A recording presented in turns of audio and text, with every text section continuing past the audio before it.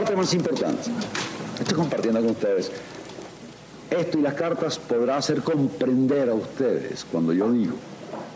Y cada vez que yo salí con una cámara por el interior de la República y tuve a través de un lente que precisar un encuadre y precisar un árbol y una rama de un árbol y una montaña allá en el fondo, se me quedó. Y en la medida en que yo daba a mi país mi interés, mi país se me metía con su grandeza. Era inevitable. Muy bien, muy contento, de verdad. Y ahora lo último pues que se me ocurrió hacer es desarrollar una filosofía que no me ha nacido de golpe. Vamos a decir que es el producto de esa comunicación que he tenido con mi patria, que es la nuestra. Me ha preocupado estoy convencido de que el retorno del país a sí mismo no puede ser sino a través de su conciencia. A través de su conciencia como país. Resiento el que un líder extranjero me diga a mí como venezolano cuál es el camino. Recuerdo perfectamente bien que nuestro país nació diciendo por aquí. No quiero que venga nadie a decirnos a estas alturas por dónde es. Creo firme y ciegamente que Venezuela nació para ser líder y decir cuál es la senda, no para seguir otras. Y reconozco también que por cuestiones circunstanciales Venezuela se ha olvidado un poco de sí misma. El problema no es material. Venezuela se ha olvidado un poco de sí misma. Estas son palabras del último programa de Renio Tolina, el último show de Renio Tolina por allá, por los años 1973. Es absolutamente pertinente porque el de hoy es el penúltimo programa del dicho al hecho, al menos en esta fase, al menos en este periodo. Efectivamente, en la tarde de ayer, los directivos del canal me comunicaron que a partir del próximo lunes viene un nuevo concepto en la parrilla de programación y tanto del dicho al hecho como el radar de los barrios ya no formarán parte de la programación de Globovisión. Y por supuesto es mi deber comunicarles a ustedes esta decisión que por cierto la toman los propietarios del canal en pleno ejercicio de su libertad de empresa, que yo respeto absolutamente, como también respeto la libertad de expresión.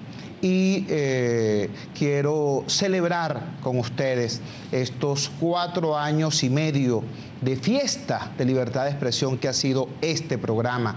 Repito, gracias a ustedes. Fue un 25 de febrero del año 2009 cuando por primera vez yo llegué aquí, a esta mesa de cristal, a hablar con ustedes a propósito de los titulares. Y juntos desarrollamos, construimos este concepto que era inédito en ese momento. No era una lectura de titulares, era su ubicación en contexto, era trabajar los titulares, era leerlos entre líneas, era ubicar de dónde venía ese titular y hacia dónde iba en realidad. Eso lo hicimos y fue exitoso.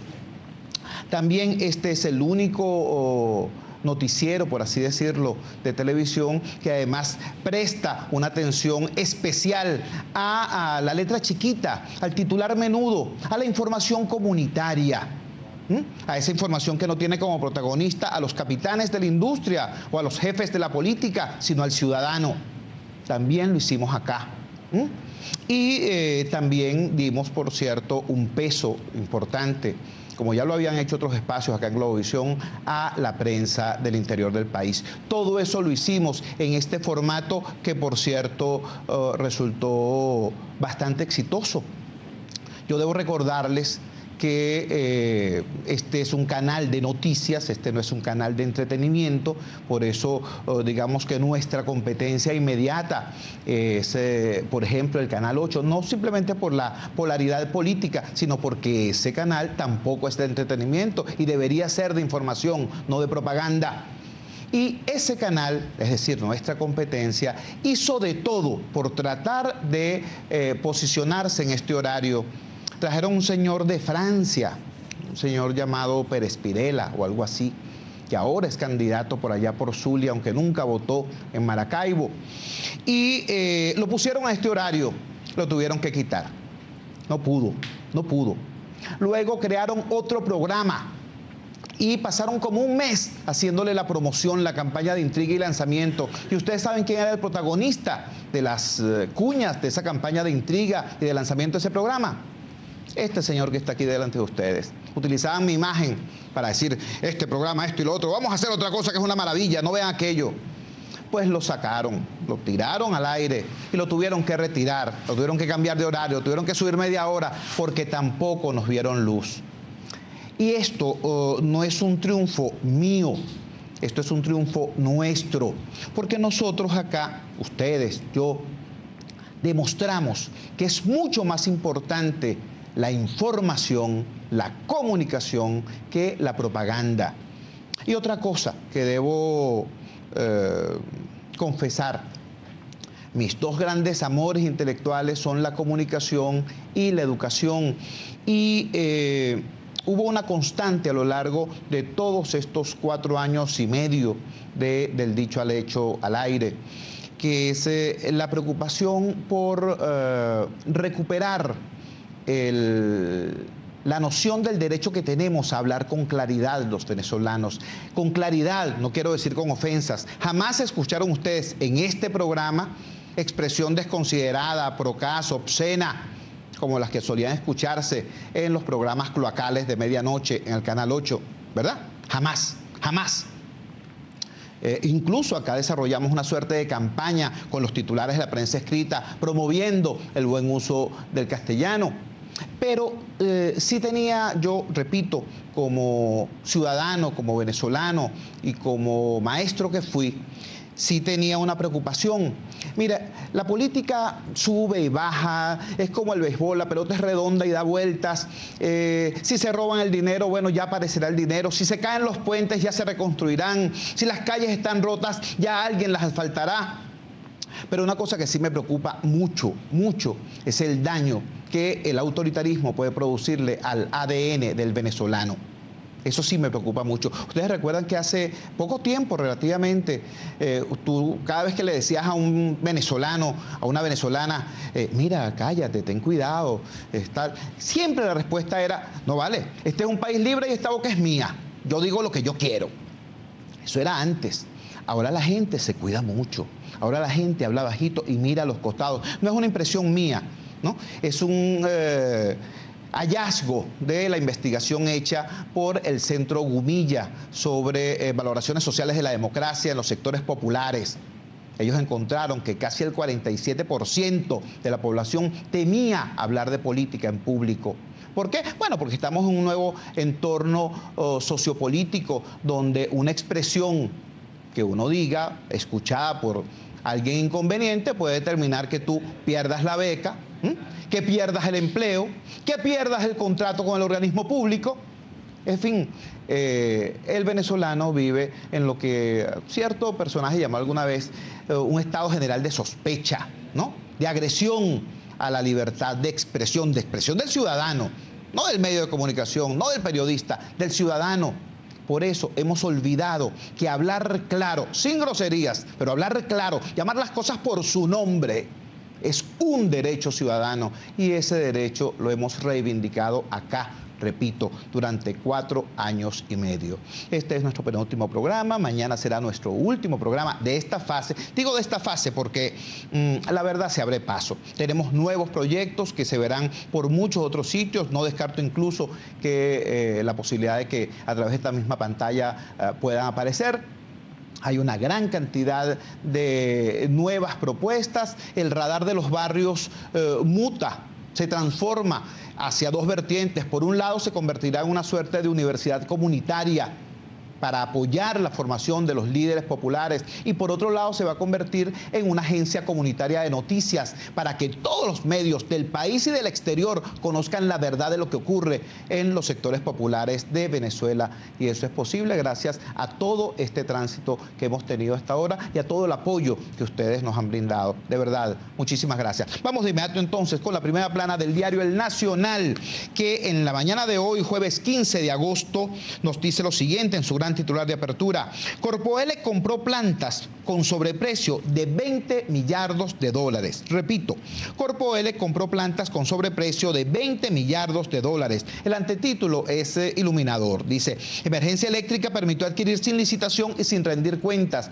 Digo que es iluminador porque cuando se aprobó aquí el primer decreto de emergencia eléctrica, muchos ciudadanos, incluso muchos colegas de esta planta dijeron: por fin reconocen que hay emergencia, caramba, qué bueno que reconocieron que hay emergencia.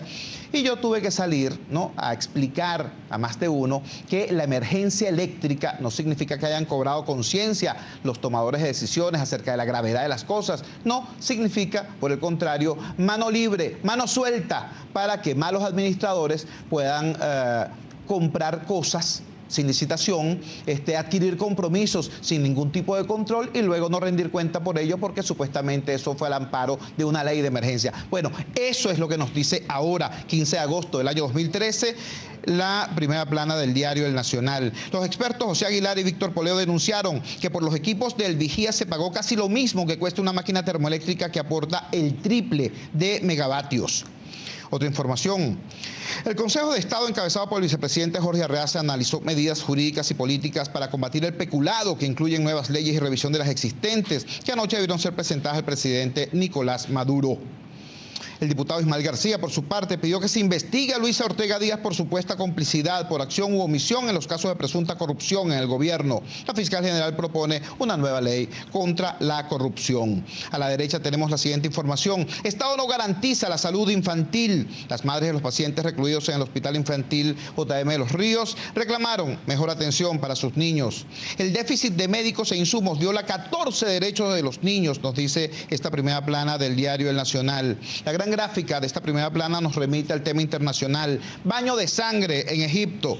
La violencia desatada ayer en el Cairo después de que la policía lanzó una operación para desmantelar los campamentos de los seguidores del depuesto presidente de Egipto, Mohamed Morsi, causó 278 muertos y 1.403 heridos. El gobierno decretó estado de emergencia durante un mes y toque de queda en 14 de las 27 provincias del país, en un intento por impedir que el caos se extienda.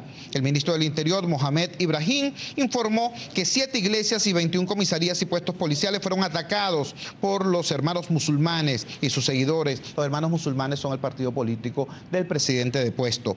Añadió que 43 agentes de seguridad murieron en las últimas acciones de calle. El vicepresidente y Nobel de la Paz, Mohamed El Baradei, renunció por no sentirse capaz de asumir la responsabilidad de decisiones con las que no está de acuerdo y de las que teme sus consecuencias.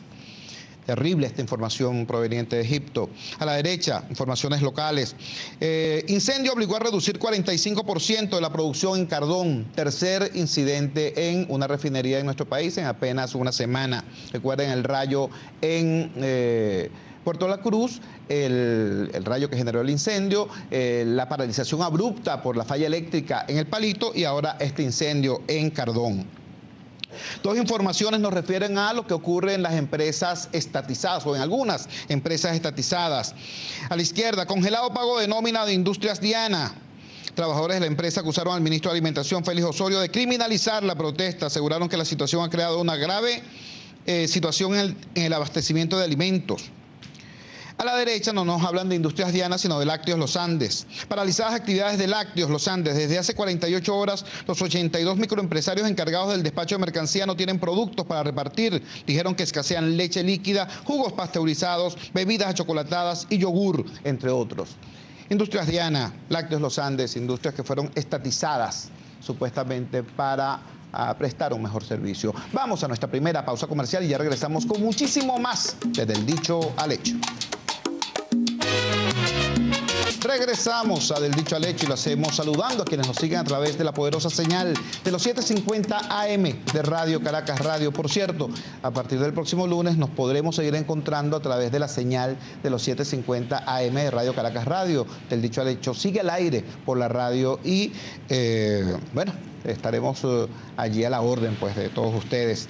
Vamos de inmediato con la información de impacto comunitario. La página 6 del Cuerpo Ciudadanos del diario El Nacional, la página de regiones, nos dice desde Nueva Esparta: comercios restringen venta de productos por vacaciones, harinas, margarina y leche, los más escasos. Por cierto, papel higiénico tampoco se encuentra en la isla. Hay una situación compleja porque los hoteles, las posadas, no tienen o encuentran dificultad en adquirir suministros, tanto en materia de papel higiénico como de jabón y otros artículos de tocador. Los negocios se preocupan de que la demanda genere desabastecimiento como el sufrido en meses anteriores. Desde Aragua, pacientes renales pidieron más unidades de diálisis. Hay falta de insumos. Señalaron que solo 7 unidades atienden a 2.500 afectados registrados en el estado Aragua. En la parte central de esta página 6 del Cuerpo Ciudadanos del Diario Nacional nos dicen desde el estado Sucre: Central de Cumanacoa lleva 56 horas tomada. Trabajadores denunciaron agresiones.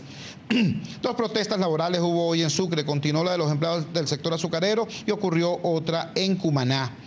Desde el Táchira, una noticia positiva. Mañana es el Día de la Virgen de la Consolación. Una comunidad tan católica como la del estado Táchira tiene entonces un nuevo motivo para una celebración. Es un feriado no laborable, nos dicen acá en el Táchira. Desde Portuguesa, trabajadores regionales exigen libertad sindical y toman la Inspectoría del Trabajo. Un grupo de trabajadores del gobierno regional tomó ayer las instalaciones de la Inspectoría del Trabajo en Guanare para exigir al abogado Alirio Rivas, jefe de ese despacho, que dé respuesta a los reclamos introducidos respecto a la negativa de la Dirección de Recursos Humanos de la Gobernación para permitirle sus afiliaciones sindicales. Aquel viejo tema que hemos planteado acá más de una vez, para los trabajadores al servicio del Estado, para los trabajadores de las empresas estatizadas, no hay derecho laboral. No hay ley, pues, no hay ley. Van a la Inspectoría del Trabajo y sencillamente sus recursos no prosperan nunca. Eso es lo que genera esa acción de protesta que les leímos desde el Estado Portuguesa. La página 8 del diario Tal Cual nos dice: 100 días sin ver la luz de una promesa, una oferta técnica que se convirtió en demagogia. La gestión de Jessy Chacón se ha caracterizado por no reconocer sus errores. En Venezuela el 38% de la electricidad no se logra facturar, lo cual conlleva a la inviabilidad del sector. Se cumplen los 100 días de aquel ofrecimiento hecho por el señor Chacón de que si no resolvía la crisis eléctrica en 100 días, renunciaba. Por supuesto, no la resolvió y tampoco renunció.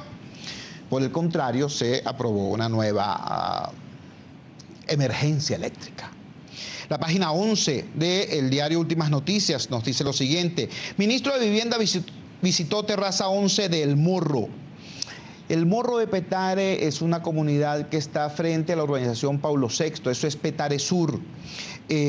Allí el gobierno había construido unas cuantas edificaciones y luego las abandonó porque el terreno era frágil, porque detectaron que había inestabilidad de los terrenos. Pero luego, en el año 2010, cuando se produjo la vaguada del 2010, insólitamente metieron gente allí, hermanos nuestros damnificados, compatriotas venezolanos, familias venezolanas fueron metidas en esas instalaciones que, bueno, las acomodaron, las parapetearon, los metieron allí en ese lugar de riesgo. Por eso es que nos dice el antetítulo: vecinos del bloque 2 del Morro expresaron sus preocupaciones mientras exigían soluciones y viviendas dignas. Ricardo Molina, el ministro de Vivienda, aseguró que no corre riesgo la estructura. Claro, él no vive allí. Les recuerdo también que el señor Ricardo Molina es el mismo ministro de Vivienda que amenazó a los trabajadores del Ministerio de la Vivienda con votarlos si no tenían su misma simpatía política. Sobre eso no solamente no hubo acción de la Inspectoría del Trabajo, vinculándolo con el tema anterior, sino que además el joven que publicó el video donde el señor Molina decía esas cosas, dijo entre otras cosas que a él no le importaba nada las normas laborales, lo dijo.